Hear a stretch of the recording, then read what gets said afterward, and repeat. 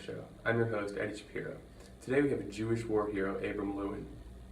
Hello, Edward. It's an honor to be on your show. Of course it is. Let's get down to the business here. You were a pilot during World War II. You flew a B-52 bomber over Europe. Yes, that's right. It was a dangerous job, Eduardo.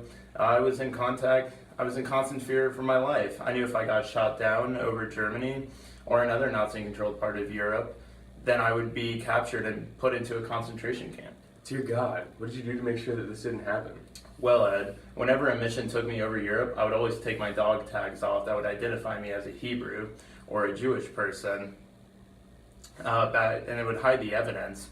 I wasn't Abraham Lewin when I was in that plane, but rather just another bomber pilot. Alright, so what made you want to join the military in the first place? Surely it had to do something to do with Pearl Harbor, right?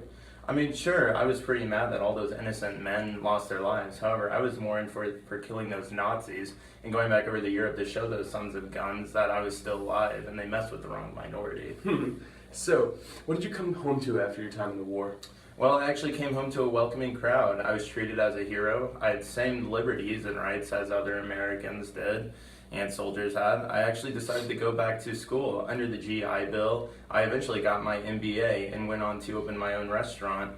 The war taught me a lot of important life lessons, some of which helped me become a better citizen and person in everyday life. It's very fascinating. What about some of your other family members? What did they do? Well, my sister Molly worked in the WAAC. My brother Peter managed some businesses back at home. He was the business manager of a grocery store. His biggest issue was when the U.S. issued rationing cards and people had to limit on different kinds of essential foods. My grandpa got on the last boat out of Europe to come here to the U.S. to help my brother manage the business. My grandma and other extended family weren't so lucky. The last time we heard from them, the Nazis were about 20 miles from their town and closing in quickly. Wow, that had to make you very brave, I can imagine.